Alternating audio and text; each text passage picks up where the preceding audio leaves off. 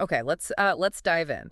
We've been tracking digital transformation for years, but the sources you've sent over suggest something. Well, something much bigger is happening. It really is. We're talking about a shift to what's being called the Agentic Organization. That's the perfect way to frame it. And the Hmm. claim here is, it's incredibly bold. How so? The research suggests we are witnessing the largest organizational paradigm shift since the Industrial Revolution. Wow. And, arguably even bigger than the dawn of the internet age. That sets a colossal stage. So let's define it clearly. If this is a new paradigm, what exactly is an agentic organization? So basically, it's the next step. It's an enterprise built on the idea that humans and AI agents will work together. And not just as tools. No, not at all. They'll work side by side at massive scale and at a near zero marginal cost. It's a fusion of human and machine intelligence. When we say agents, I think a lot of people just picture a chatbot on a website. But it's much broader than that, isn't it? Oh, much broader. On the virtual side, sure, it starts with simple tools, an agent that helps you draft an email. Right. But it goes all the way up to these complex AI-first systems that manage entire business processes from end to end. And then there's the physical side. Exactly.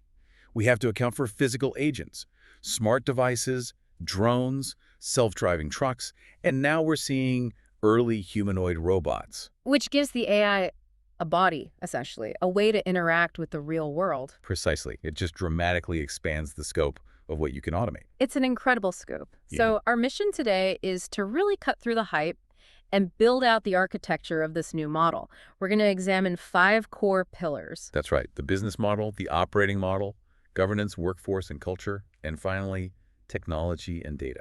And to really ground this, I think we should start with that banking example from the sources. It really shows how complex and integrated this all gets. A good example. So imagine you're a customer. You want to buy a house, and maybe you want to furnish it right away.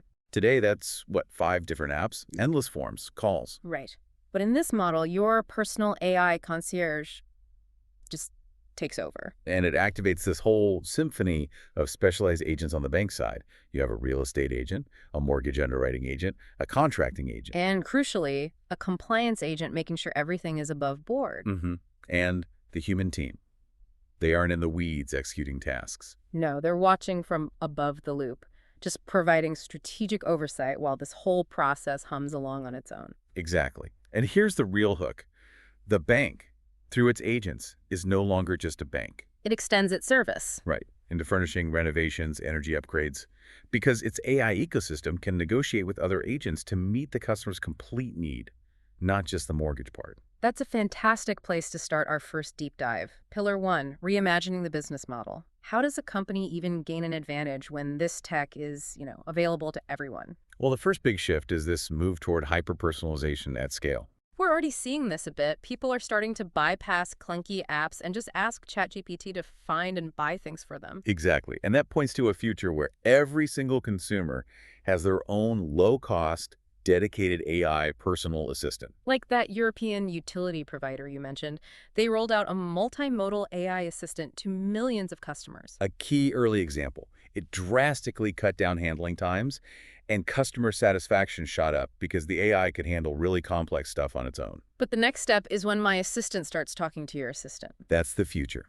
Those assistants become personal concierges that negotiate with company agents 24/7, constantly learning, constantly iterating to create hyper-personalized products for you. So it's a true ecosystem economy. My agent talks to the bank's agent who's talking to the renovation company's agent.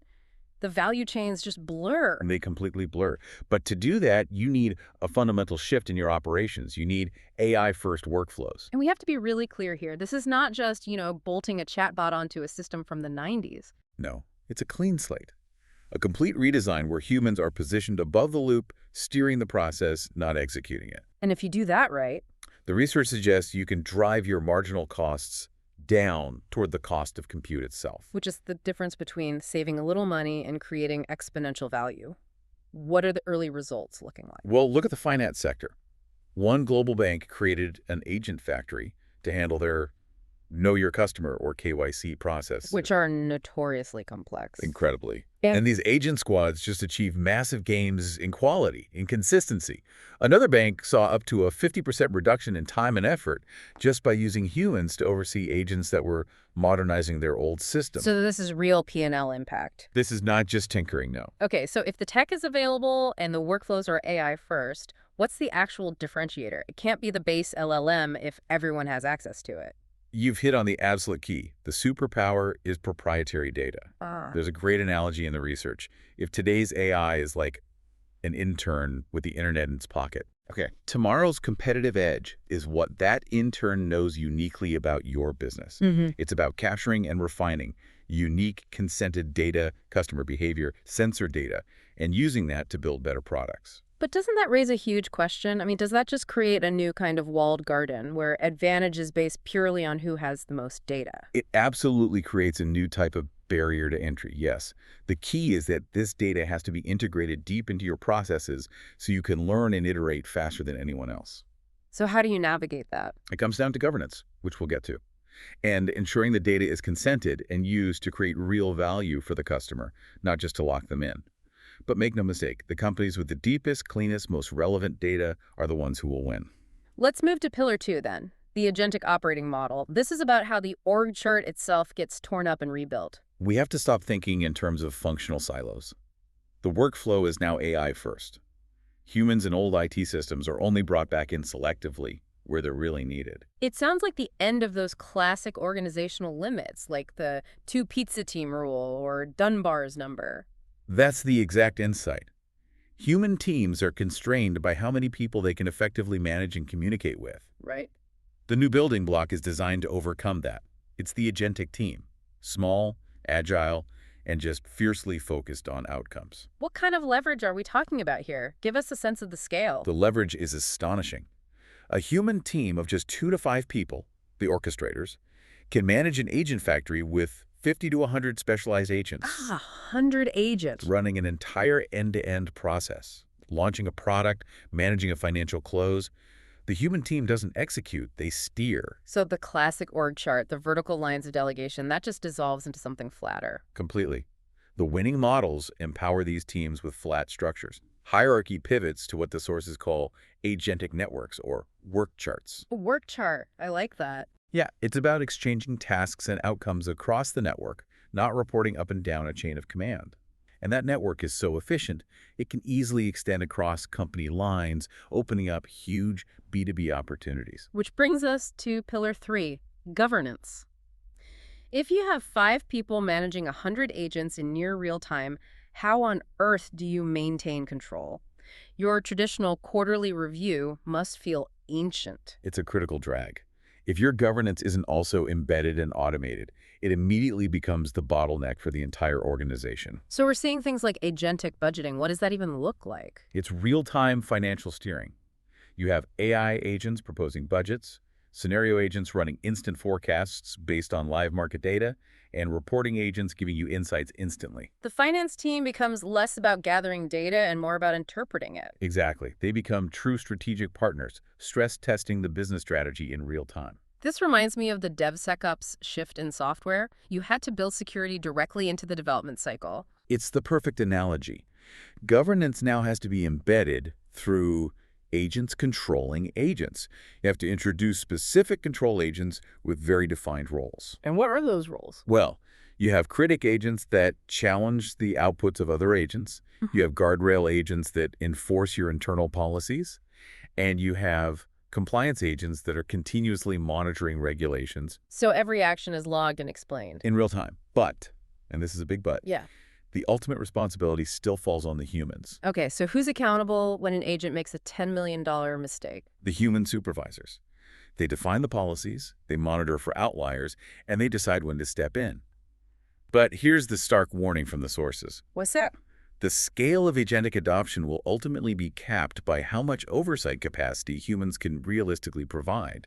Wait, so if human oversight is the only real limit, are we just going to end up hobbling the technology because we can't trust it yet? It's a profound management challenge. We have to train people not just on the tech, but on trust, on how to define governance that is both safe and performant.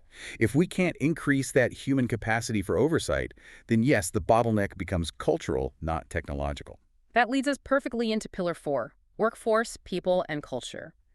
If execution is automated, what's the new job description for a human? The role shifts completely.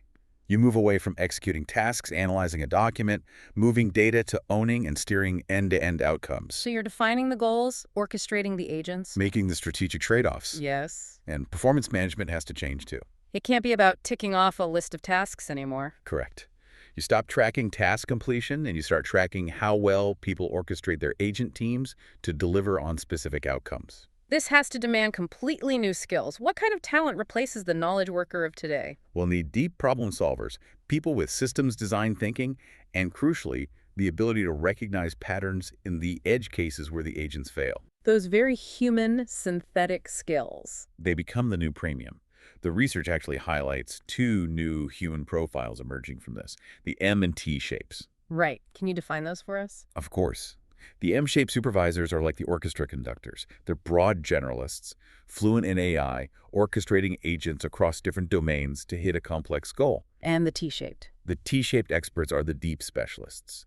The people who really understand a legacy system or a complex legal framework, they're the ones redesigning the workflows and handling the critical exceptions. And the most surprising finding here, for me, was about who can learn these skills. That employees without technical backgrounds, the source mentioned a French literature graduate, can learn to manage these workflows just as fast as trained engineers. That is a powerful message. The core skill is orchestration, not coding. Absolutely. And finally, culture becomes the glue that holds it all together. It has to align these hybrid teams, build trust between humans and machines, and make sure your values are hard-coded into the agents themselves. Okay, let's hit our final pillar, number 5, technology and data. How does the technical plumbing have to change to support this? The big goal is democratizing the tech through something called the Agentic AI mesh. AI agents are now automating the entire software development lifecycle, the SDLC. So planning, creating, testing, deploying software, all automated. To a large degree, yes. And that is so powerful because it allows people on the business side to create their own software assets without having to rely on a central IT department for everything. It democratizes ownership of the technology. Exactly. Early adopters are seeing productivity at least double from this alone. And we're also moving away from traditional APIs, right? Which Yeah. can be pretty rigid. Very rigid. The shift is toward agent-to-agent protocols. They completely redefine how systems integrate. You can quickly and cheaply connect legacy systems, cloud platforms, even physical machines like drones into one workflow. It enables much faster experimentation. So much faster. But with the tech, with LLMs evolving so quickly, how do you avoid getting locked in with one vendor whose tech is outdated in 6 months? Dynamic sourcing is absolutely critical. You can't lock into a multi-year deal. Your architecture has to be designed from the ground up to separate your business logic and your proprietary data from the underlying vendor. So you can swap them out. You have to be able to swap them out cleanly and quickly. If a new model comes along that's 10 times better, you need the flexibility to adopt it. We've covered the whole framework: business model, operating model, governance, workforce, and technology. For any leader listening to this, it must feel monumental. So the question is, where do I start? And what's the biggest risk? The biggest risk isn't a tech failure. It's what the sources call having more pilots than Lufthansa. Meaning a bunch of disconnected little projects that never actually impact the bottom line. Or worse, they become PR fiascos that kill momentum. Real transformation needs a few radical shifts in mindset. We see 3. Okay, what's the first one? You have to move from linear thinking to exponential action. The tech is moving exponentially, but organizations change linearly. Leaders have to take bold stances and replace those old silos with autonomous agentic teams. Second, move from being technology forward to being future back. Don't just delegate this to your CTO. No, you have to envision the future organization, what's possible with AI-first processes, and then work backward from there. You learn by learning live, not by reading case studies. And finally, and maybe most importantly, frame this as an opportunity for your people, not a threat. You have to overinvest in upskilling and change management. Be transparent.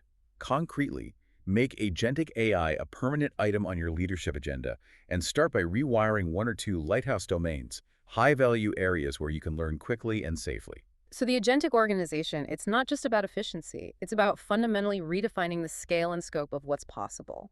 And that really is the central challenge for you to think about. The research paints a pretty stark picture of where we are now. 89% of organizations are still operating in an industrial age model.